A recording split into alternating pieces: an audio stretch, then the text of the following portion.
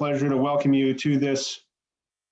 It's my pleasure to welcome you to this webinar on gene editing for the climate, biological solutions for curbing greenhouse emissions. Next slide, please. My name is David Hart. I teach at the Schar School of Policy and Government, and I run the Clean Energy program here, and I'm also a co-author of a report that we released yesterday on this topic. You'll hear as well in this seminar from Robert Rozansky and Val Giddings, my co-authors. We're also really pleased to have on the program today Pamela Ronald from UC Davis and Scott Knight from Bayer. And I'll introduce all these speakers in a bit more detail in a moment. Next slide, please. Just a word about ITIF before we begin. ITIF is an independent, nonpartisan research and education organization that is a think tank. It works across a wide range of science and technology policy issues, including life sciences, agricultural, biotech, and energy, which come together in today's topic. We are the #1 think tank in science and technology policy in the world, according to the University of Pennsylvania. And you can find our work on our website at itif.org. Next slide, please. So here is a picture of the report that we released yesterday. The presentation today will begin with an overview of the report from Val Giddings and Rob Rozansky. Then we'll hear a few words from Scott Knight about his work and Bayer's work in the area of gene editing. And then we'll move to a discussion where we'll lead off with Pam Ronald's discussion of these themes as well. We would invite your questions. We should have about 20 minutes or so at the end for audience questions and moderated discussion among the participants. There is an opportunity to write your questions into the Slido panel. It's just below the live stream on whichever platform you're watching. And with that, let me introduce Val and Rob, and then I'll turn it over to them to share the findings of our report. So Val Giddings is a senior fellow at ITF, and he is the president and CEO of Prometheus USAB. He spent nearly 3 decades working on science and regulatory policy relating to biotechnology, including at the Biotech Industry Organization and at the US Department of Agriculture. And he holds a PhD in genetics and evolutionary biology. Robert Rozansky is a senior policy analyst at ITIF. He previously worked at the Science and Technology Policy Institute supporting the White House and federal agencies in the science and technology policy area. And he holds a master's and bachelor's in physics. And with that, Val is going to get us started. Thanks, Val, for your work on this report. Thanks, David. Thanks to everybody for joining us this morning.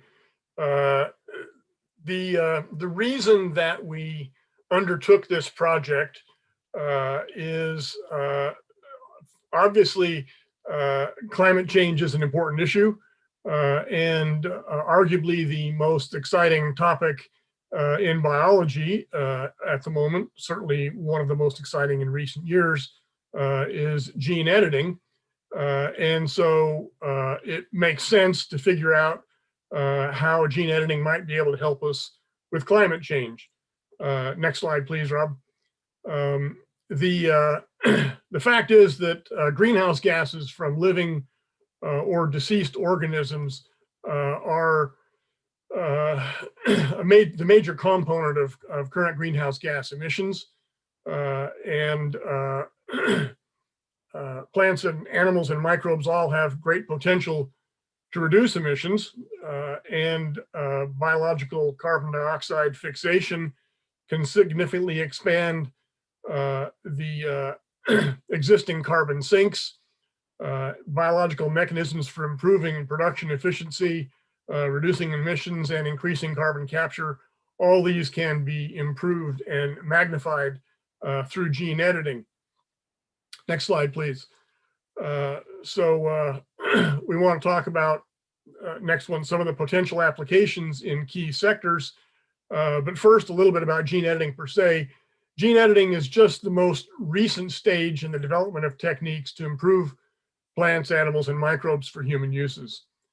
Gene editing builds on earlier stages from domestication through selective breeding and hybridization to genetic engineering or recombinant DNA or transgenics. CRISPR-mediated gene editing is derived from defense mechanisms that bacteria evolved to defend against predatory viruses, which are the #1 predator in their environment. Gene editing is more precise and more predictable, and thus safer than older methods of genetic improvement, all of which were very safe.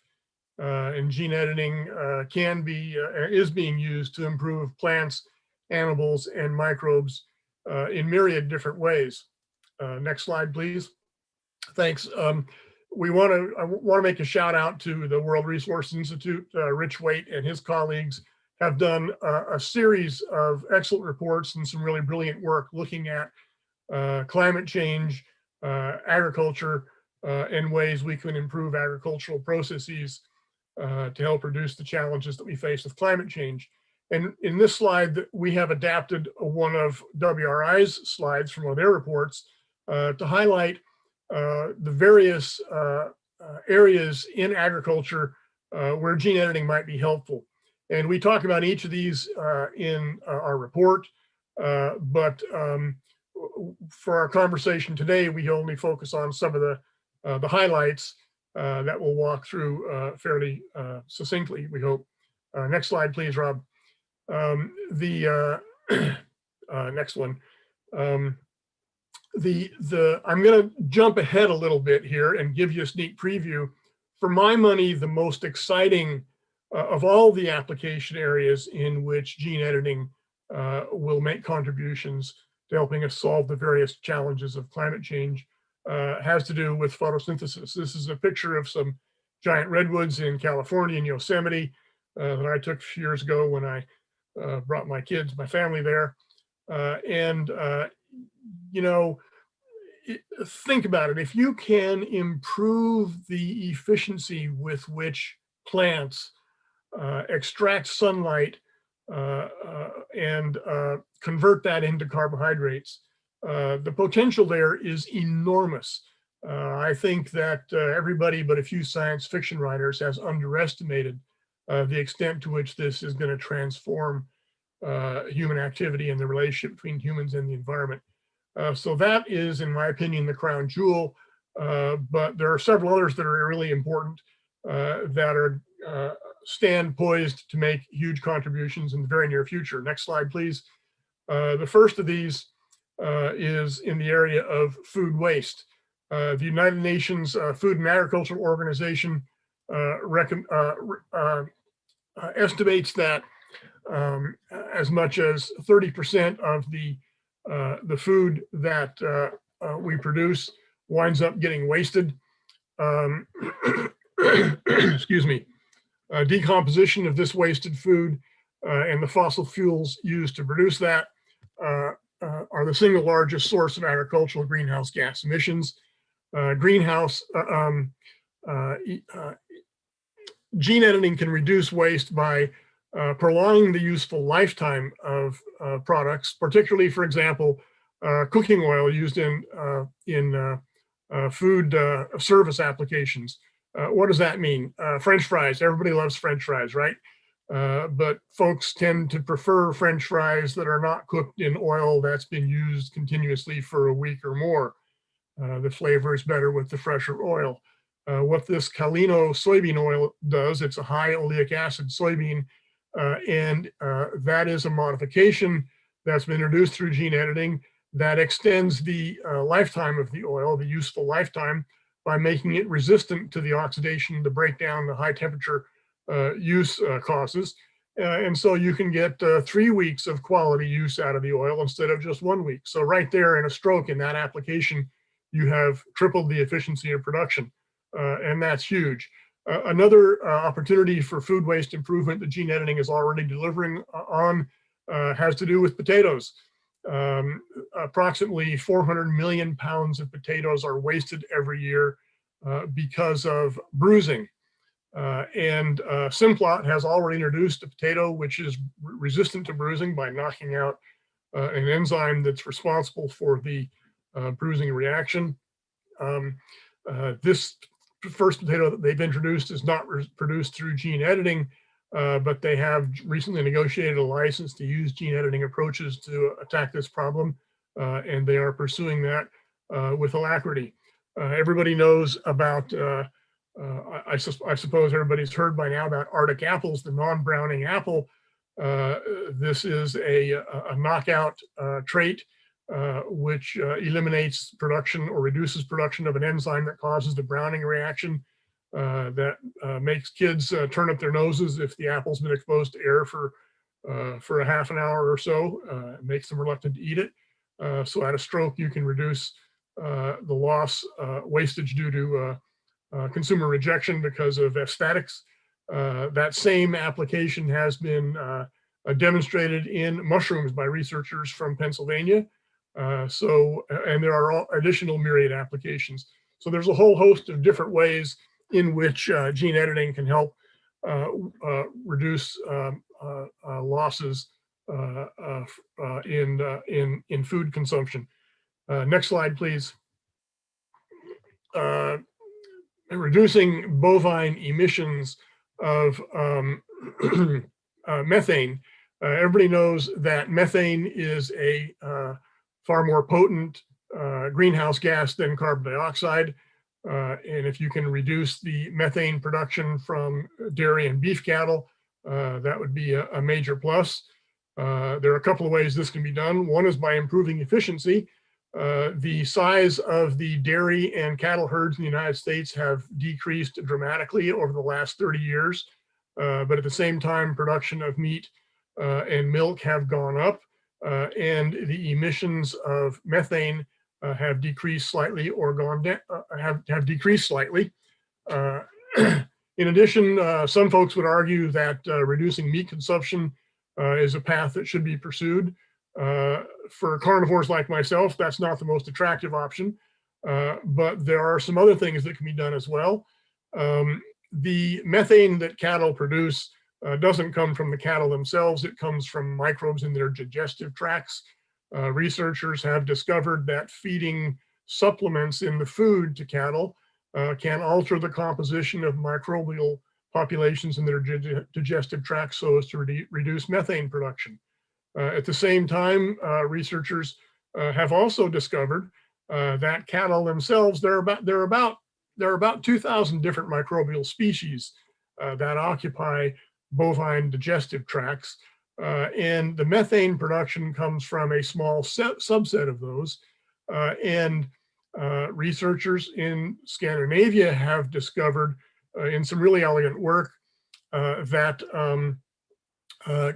the cattle vary in their genetic predisposition to be favorable hosts for different types of bacteria. And it is possible to genetically select cattle herds so that they favor the bacteria in their digestive tracts that do not produce methane.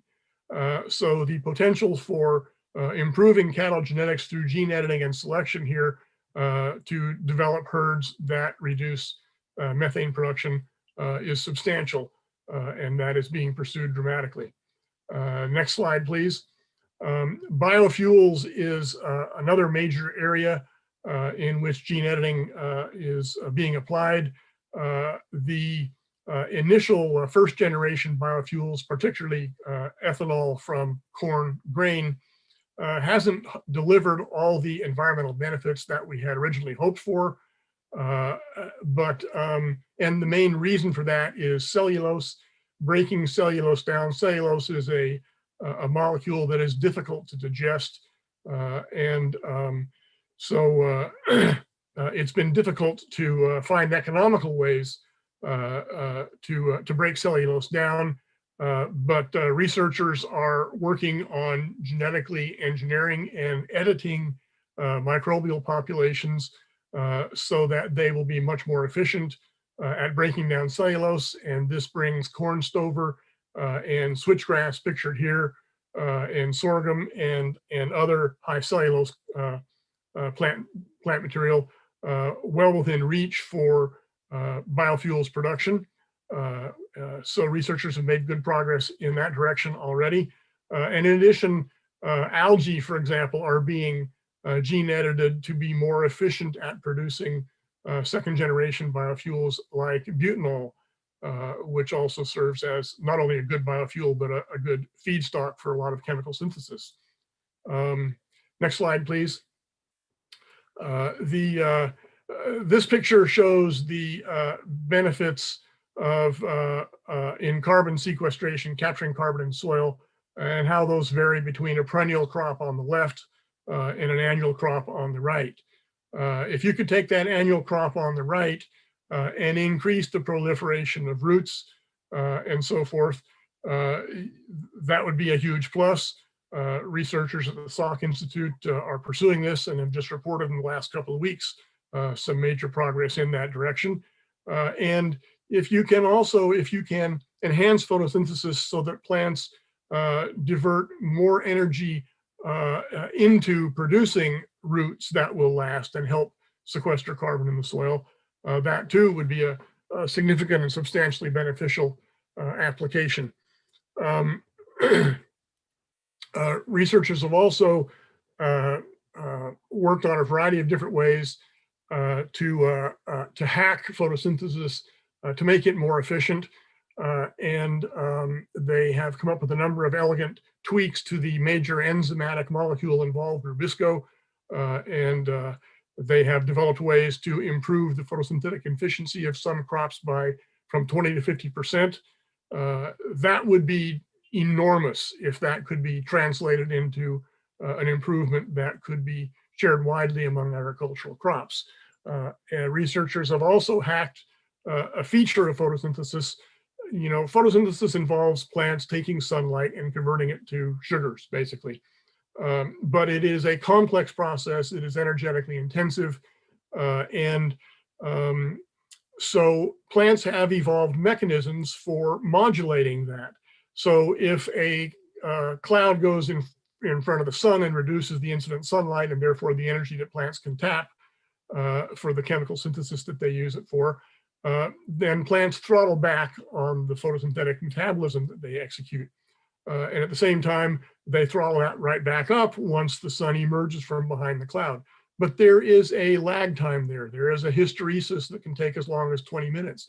So researchers, again, in a Gates-funded project by some folks in Illinois, have discovered ways to shorten that lag time, which is to say to increase the efficiency of photosynthesis. So this is, yet another way in which photosynthesis can be improved. If you look at photosynthesis in detail, it is a complex process with many steps, many stages, and every one of those stages offers an opportunity for intervention, for gene editing to be used to enhance or tweak the process in a way that will improve its productivity and efficiency. So there is enormous potential here that has already begun to deliver results, and the potential for further enhancements is really dramatic and substantial. This, more than anything else, is the source of much of my enthusiasm and optimism about this technique as a way for helping us to address some of the challenges of climate change. I could go on for hours, but let me hand the baton off to Rob Rozansky, who's going to talk about some of the policy recommendations that we extracted from looking at all this. Thanks, Rob, all yours. Thanks, Val. So to close out the presentation, I'm going to run through a couple of policy priorities and action items that we identified in the report, things to help bring these really exciting scientific possibilities to life. So we decided to think about these issues from an international perspective because one, the potential for international collaboration to accelerate innovation, and two, because the nature of these solutions, especially agricultural solutions, really require that countries around the world embrace these technologies and deploy them on their own. So first, regulatory reform. Outdated and unscientific regulations are perhaps the single greatest barrier to innovation in gene-edited climate solutions. These technologies, agricultural biotechnology products, have a long track record of safety. There have been 11 National Academy studies over the past 4 decades that haven't found any new risks from these products. And regulations for genetically engineered products are specifically based on the process through which these products are put together, rather than their actual traits. And just as an example of the burden that overly burdensome regulations can put on the process, one estimate is that it costs on average $136 million to develop a new crop variety. So in the United States, the administration released an executive order last summer that directs agencies to streamline regulations for agricultural biotechnology products. This is a good first step, and agencies should continue to overhaul regulations so that they are better tailored to the actual risks of these technologies and don't inhibit innovation. And next, increased R&D investment. Given the potential impact of gene-edited technologies, as Val highlighted over the past couple of slides, we ought to be investing much, much more in R&D. Increasing investments, we propose by several-fold. In the United States, increased funding should be directed toward agencies that are supporting R&D at the intersection of biological research and climate change mitigation, including USDA, NSF, DOE, the national labs, and others. On a global level, R&D priorities should broadly be focused around a number of topics, such as studying the fundamentals of CRISPR, studying the genetics of root architecture and growth in crops, methods for measuring soil carbon content, and especially understanding the genetics of photosynthesis and how it can be enhanced, given the huge, huge potential of that work. We also recommend that the United States establish a new agricultural research organization in the mold of DARPA or ARPA-E to tackle these challenging high impact research areas. And such a model has actually already been proposed in Congress in the ARPA-Terra Act of 2019 from Senator Bennett. Next, improved coordination of R&D priorities. There's a need for R&D coordination both within the US government and on the international stage, especially because this is such interdisciplinary and international work. In the United States, the White House Office of Science and Technology Policy could serve as a good coordinating body for work going on across DOE, NIH, USDA, FDA, and other agencies, perhaps by developing a national R&D strategy. And on the international level, existing efforts such as the Bill and Melinda Gates Foundation's RIPE initiative, or realizing increased photosynthetic efficiency, could be a good starting point for multilateral coordination. And fourth and finally, incentives to deploy gene-edited technologies. Any technology push through R&D must be complemented by incentives that offer a technology pull. Incentives are important to facilitate adoption and acceptance of new technologies by its stakeholders, which in this case could be potentially farmers across the entire world. And incentives can help drive cost reductions through economies of scale as technologies are more broadly deployed. Internationally, we propose that governments could expand conservation programs to incorporate deployment of gene-edited technologies that enhance carbon sequestration. And within the US, Congress can expand programs such as the Soil Health Demonstration Trials, which provides grants for innovative approaches to improve soil health, so that it includes gene-edited technologies as well. And that concludes the overview of our report. So thank you very much for your attention, and I'll pass it back off to David. Thanks, Rob and Val. As Rob mentioned, that's an overview, and viewers who might want more detail can find the report on the ITIF website. Now we want to bring in a couple of other voices and perspectives, and we're particularly pleased to have Scott Knight with us. Scott is the head of genome editing and yield, disease and quality research at Bayer Crop Science. He joined Bayer in 2013 after several years at Sigma Aldrich in St. Louis. Before moving into industry, Scott was an assistant professor at the University of Richmond, and he holds a PhD in biochemistry and microbiology. And Scott has a few slides which Rob will run. Scott, please take the podium. Thank you for joining us. All right, thank you, David. And I'd like to thank David and Val, as well as the rest of the organizers, for inviting me to participate today.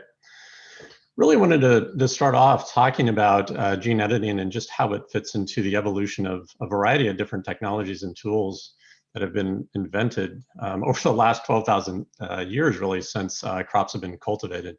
And that's what this slide shows, starting all the way back to 10,000 BC. The turn of this arrow here, thinking about the laws of Mendel that described genetics for the first time. And then really the explosion in the 20th century that Val touched upon, of a variety of different techniques and technologies and advancements that were applied to crop improvement. When I think about gene editing, I think of it as being a technology that's on this same sort of continuum. And we talk a lot about gene editing today in terms of CRISPR-Cas, but I started to first get excited and involved in gene editing about 20 years ago, back in the late 1990s and early 2000s, when I was at the University of Utah, and a professor there, Dana Carroll, was doing some of the first experiments in the biochemistry department to design a technology called zinc finger nucleases, which are discussed in this report. Shortly after that, we saw other technologies come online, such as TALENs, and then more recently, we saw the discovery and the application of CRISPR-Cas technology. And obviously, what's been amazing about CRISPR-Cas technology is that it's a much easier tool to use than previous iterations. Suddenly, now we had this tool that a variety of biologists had access to. With previous technologies, you needed to have some expertise in protein engineering. And with CRISPR technology, it was just a resource that a lot more biologists could access and use efficiently. And it's a remarkable technology, but sometimes one of the things that we forget is that at the same time that gene editing technology was being developed over the last 20 years, we also saw an explosion in gene sequencing technology. Okay? And this summer is actually a pretty exciting time in that we just celebrated the 20th anniversary of the publication of the first human genome sequence. So during the same period of time in which gene editing technology was evolving and getting better, we also had this flood of genomic information. And what that means is that we now know more about genomics and how that relates to traits than we ever have before. And we're continuing to learn.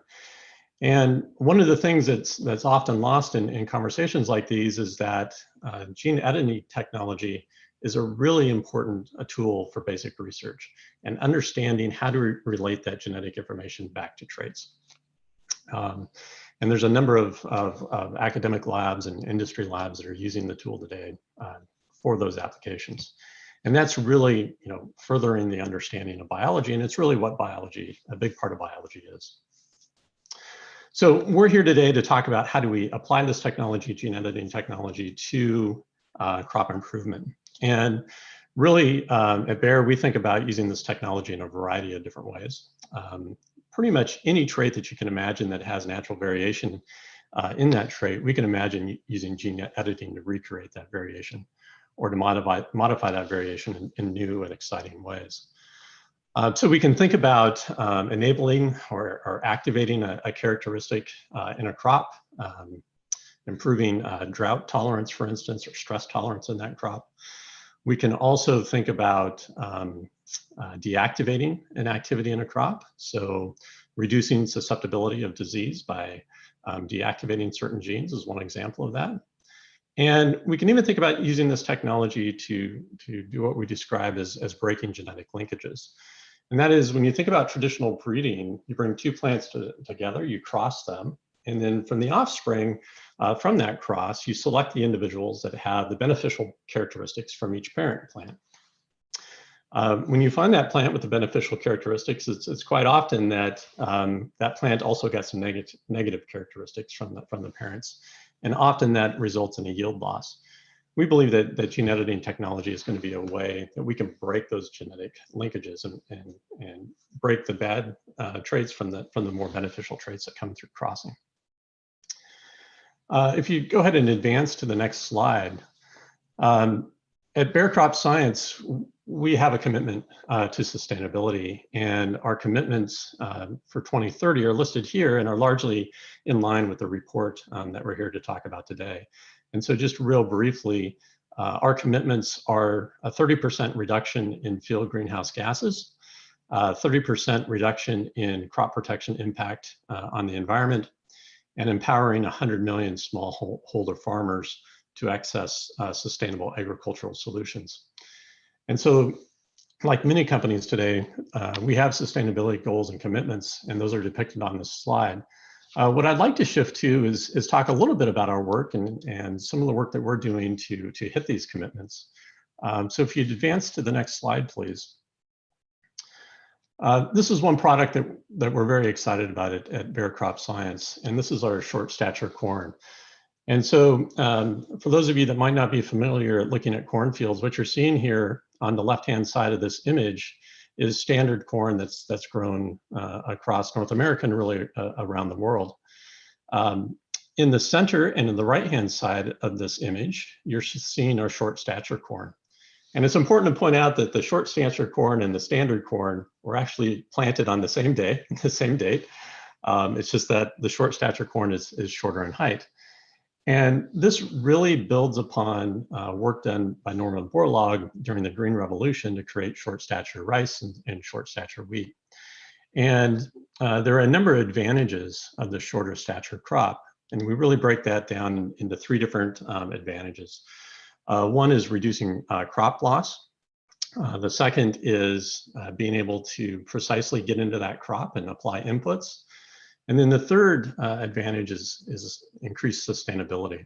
So just briefly to walk through these, the reduced crop loss. So challenging environmental conditions, largely wind events that hit corn growing in North America and around the world, contribute to significant crop loss. That wind can knock that crop over and result in stalk lodging, or it can snap that crop off at the stalk, something referred to as green snap. And there's estimates that 5 to 25% of the crop is lost annually due to green snap and stalk lodging. And so a shorter stature plant, just by the nature of physics, is going to be less resistant to those sorts of shear forces coming from wind. And so this is an example of how that crop can be more productive. As depicted nicely on this photograph that's shown, you can see that this rig has booms extended out, those yellow arms that are extended out over the crop. What you can see in that the shorter stature corn, that implement is able to go over that crop and apply inputs precisely where they're needed and when they're needed. Where you can see on the left-hand side of this image, that boom is hitting the top of the crop, and it's actually barely visible at this height. And so that instrument would not be able to drive through that crop without damaging it. So the benefit of this is, rather than having to apply an input late in the season by airplane, a grower can go into this crop with a rig such as this and more precisely and cost effectively deliver inputs to that crop. And that leads to really the third benefit of short stature corn, is the increased sustainability. When we think about applying inputs to this crop, that also applies to potential nutrients. And so nitrogen, for instance, can be applied in this crop late season, apply it where it's needed in the crop and where it's needed and when it's needed. So this is one of the examples that we're excited about. This particular example that I'm showing you here today, we've been able to create short stature corn through multiple different approaches. We've been able to do this through traditional breeding. We've been able to do it through biotechnology. And we've also been able to create short stature corn through gene editing. And so this is a really nice example of how gene editing can be applied to create a crop that has different architecture that, in addition, the result of that has some tremendous sustainability benefits. So hopefully I've given you some ideas of how we're thinking about using gene editing at Bear Crop Science.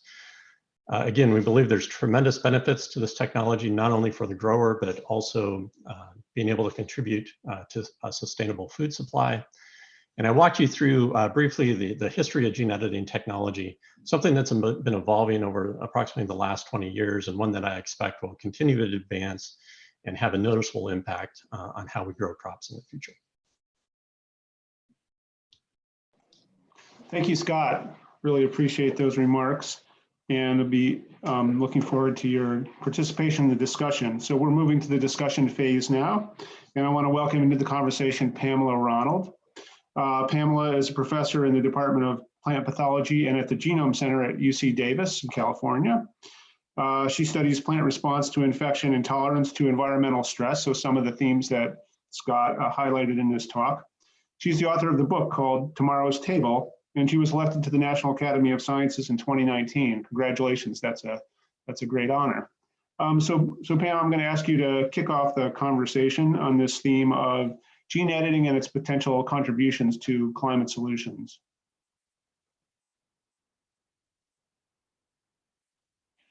You're still on mute. Thank you, David. And I'd like to thank you and the ITIF team for taking time to write this report and engage with policymakers. It's really critically important. And Scott, thanks for your excellent presentation and giving an overview of the many different types of crop breeding and genetic strategies that have been used for many, many years. And I think where I can contribute is to talk about resilience to climate change in the crop itself, which hasn't been touched on so much. And I was fortunate to be engaged in a project with Dave McKill and others at the International Rice Research Institute for developing a rice that's tolerant of flooding. And so as Scott mentioned, there's a number of different types of genetic improvements. One is marker-assisted breeding. And I'd like to just emphasize what Scott said is that we're not only going to need genome editing, but many of the other tools that have been developed over time to really enhance the sustainability of our agricultural systems. And in this particular project was a project brought to breeders from farmers that were losing a large part of their crop almost every year to flooding, which is a really serious challenge to farmers in parts of Bangladesh, Eastern India, and other parts of South and Southeast Asia. So most rice varieties will survive about 3 days of complete submergence, but if the plants are completely covered, they'll die. And so that is, even though you think of rice grows well in standing water, it's that complete submergence that can really destroy the crop. So my colleagues and I were able to isolate a gene that confers up to 2 weeks of complete submergence. And then after the flood is gone, the crops can start to grow again. And so this was an important example of more conventional types of technologies where we isolated the gene, and then my colleagues used marker-assisted breeding to introduce the gene into varieties grown by farmers in Bangladesh and India. And these genetically improved rice plants can confer about a 60% yield advantage over the conventional variety. And I think it's a really exciting example of what genetic improvement can do, because it's really essentially just a single gene change can have this dramatic effect and really help farmers and their families grow more grain. Last year, with the help of the Bill and Melinda Gates Foundation, about 6 million farmers grew this submergence tolerant rice. So that's an example, just one of many, many examples of genetic improvement. It was used doing marker-assisted breeding, and I think what we're going to see as we move forward, that genome editing is going to also contribute in continually important ways to enhancing sustainability of agriculture. So I wanted to just, again, congratulate you on your report and be available for part of the discussion. Thanks, Pam. I'm going to turn it to Val to talk a little bit about rice, since that's mentioned in the report. But before I do, let me just remind viewers that they can submit their questions through the Slido box on the web page. And we've got a number of questions that I'll get to shortly. But Val, maybe you could talk a little bit about rice and the climate. Well, Pam is one of the world's leading authorities on that, so I don't want to steal the mic from Pam on this.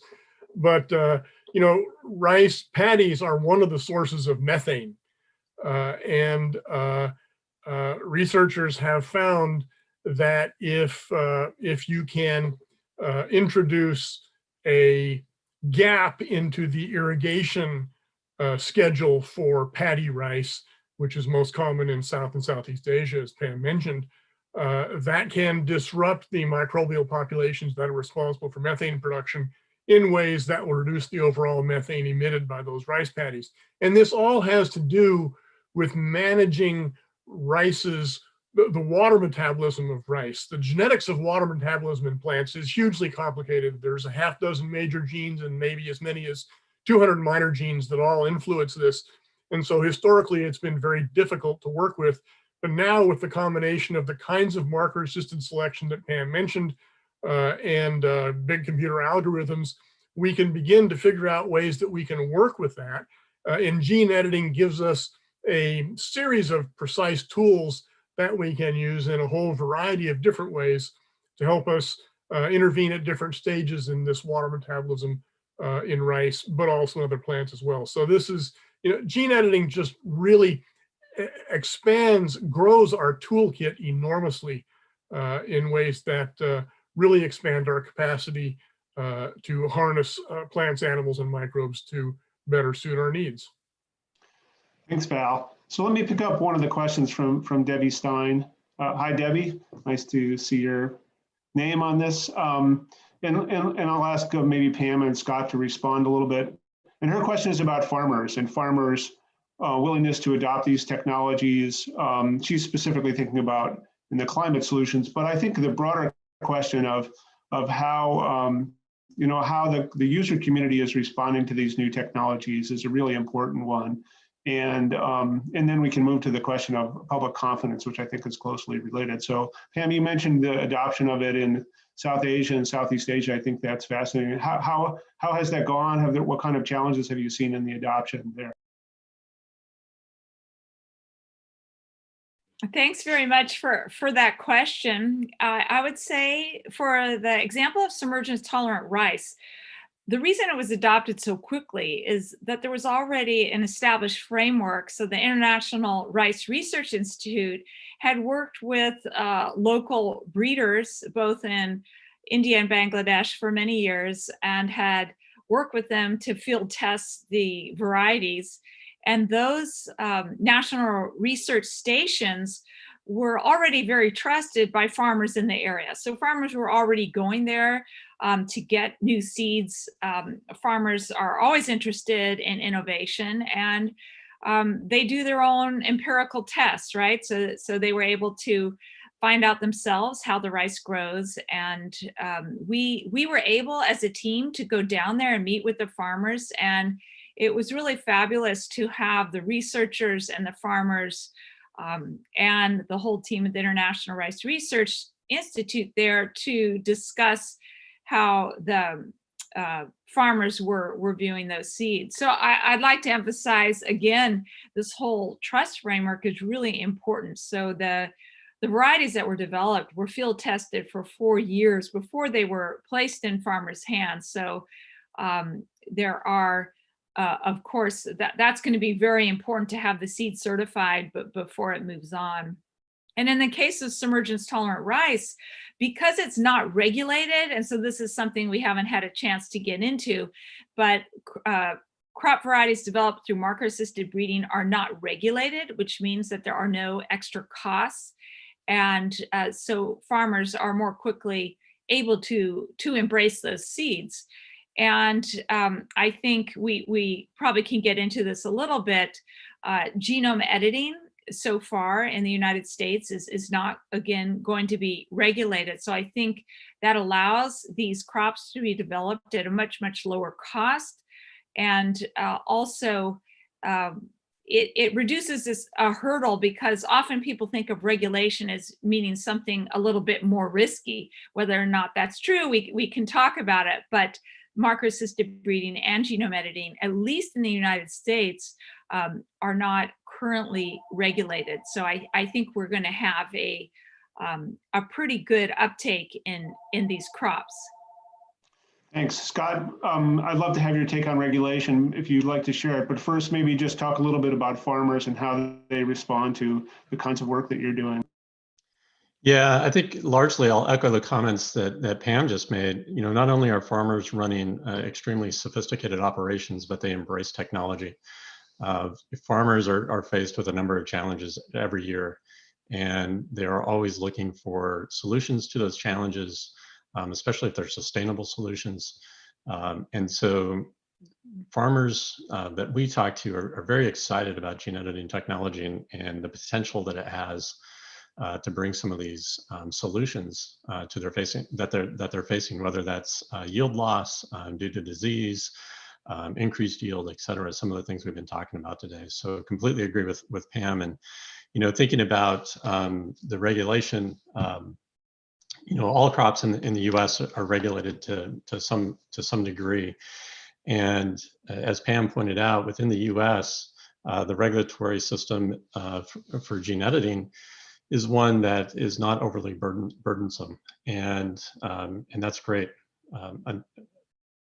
The drawback comes when you're working in crops that are traded globally, and with a mismatched global regulatory scenario that we have right now, it's really going to limit what we can do with gene editing in globally regulated crops and or globally traded crops. And with that, it has the potential of, for these larger crops that enter the grain trade, it has the potential for them being on a similar time path and cost of development that it takes with a current GMO. And so being able to have a regulatory system worldwide that's more favorable not only to gene editing technology, but for the next technologies that come along is really important. And as I think both Pam and Val pointed out today, you know, gene editing, the resulting plant from that can be, in many instances, indistinguishable from plants that are generated through traditional breeding. But in some world geographies, those plants are going to be treated differently because of the process that they went through. And so, as I believe you specify in your report, and certainly a position that industry holds as well, is let's really regulate based on science, and let's regulate on the end product, not necessarily based on the process that was used to create that plant. Thanks, Scott. So at the risk of letting Val loose on regulation, let me reframe the question a little bit. So this comes from Mark Reiners, and he refers to the potential broader ecosystem impacts of genetically edited agriculture. And I guess, you know, let's bring it back also to the climate question. So as we look forward to the broader adoption, we would hope of potential gene-edited climate solutions. How should we think about potential broader ecosystem impacts, especially as you've discussed the idea of, you know, expanding carbon sequestration with you know, genetically edited trees and so on. So Val, that's for you. Well, you know, a number of folks who have expressed concerns about potential broader ecological environmental impacts of the products of gene editing. These same kinds of concerns are concerns that we've heard with products of genetic engineering. And if you look back historically, those same sorts of concerns were raised about hybridization with the introduction of hybrid corn in the 1930s.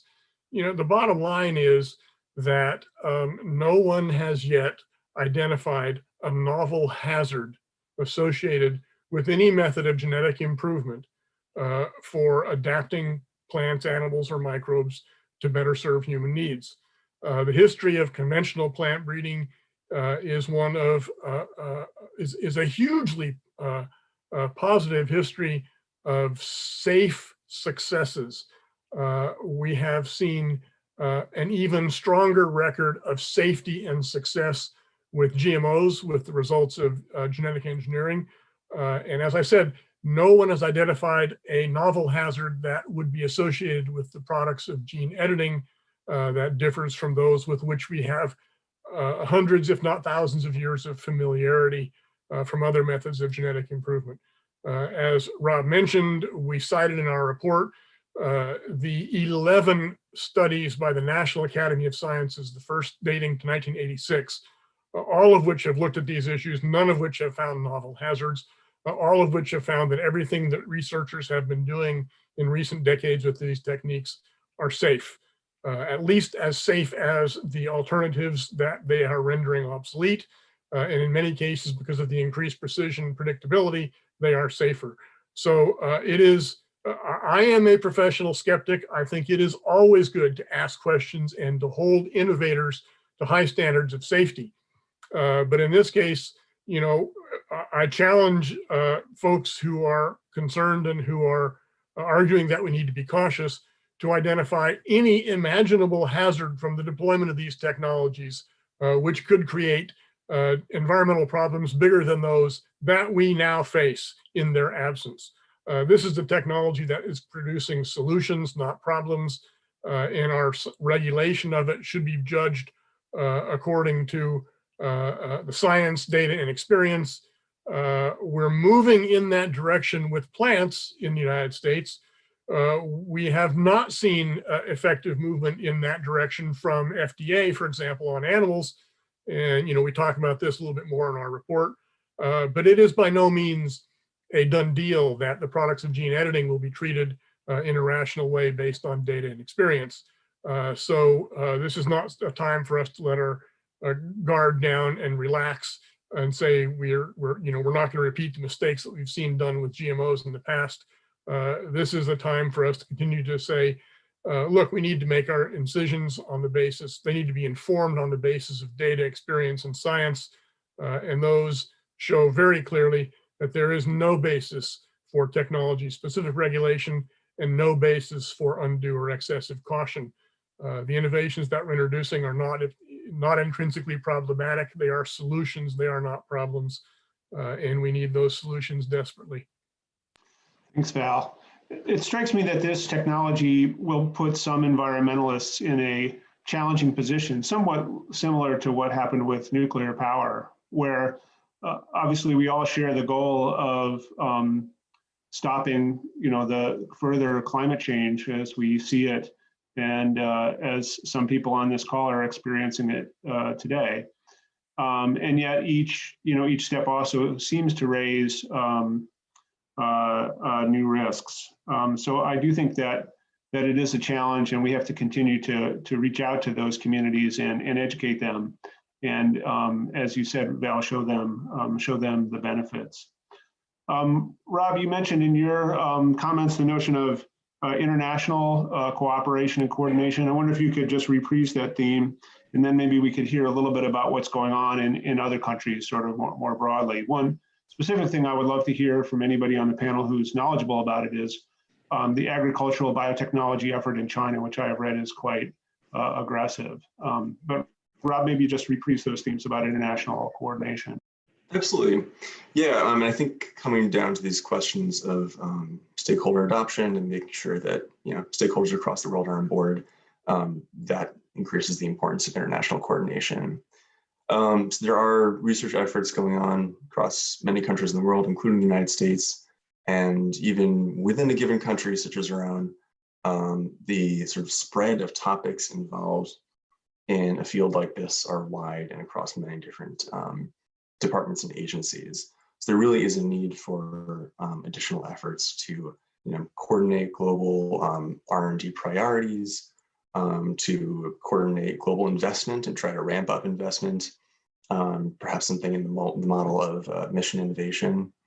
So as we had mentioned, one possible sort of first step towards that is to look at existing efforts and to use those as focal points for coordination, like the RIPE initiative, realizing increased photosynthetic efficiency being one example, having received funding from the United States as well as the UK's Department of International Development. Thanks. Is there anybody who can take me up on the China question? Val, I see you nodding. I can, but I'd be happy to defer to Pam or Scott if they'd like to take on it. Okay.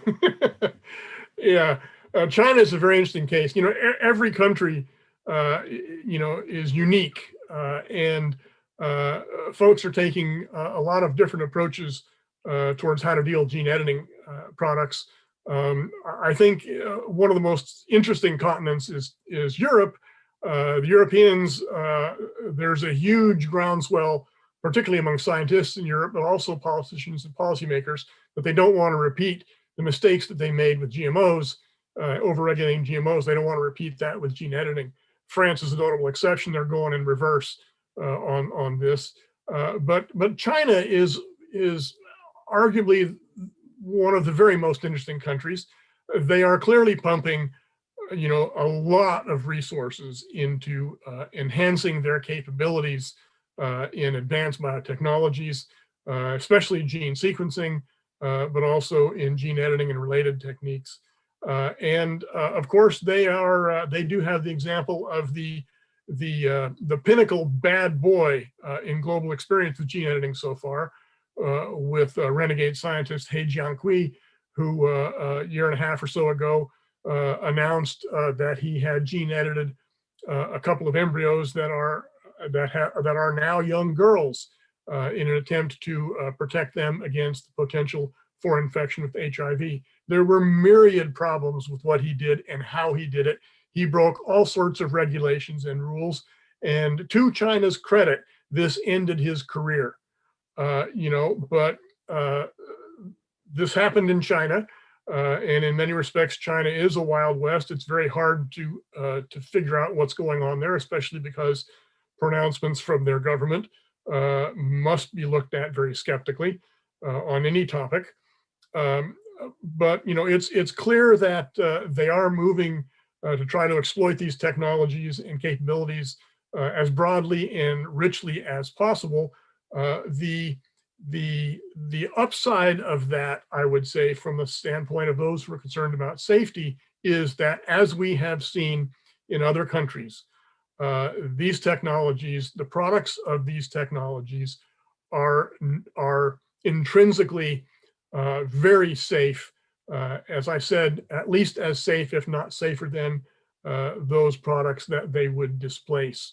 And so, you know, this is not a technology that lends itself to the production of economically attractive products that would have negative environmental impacts. That's just not out there.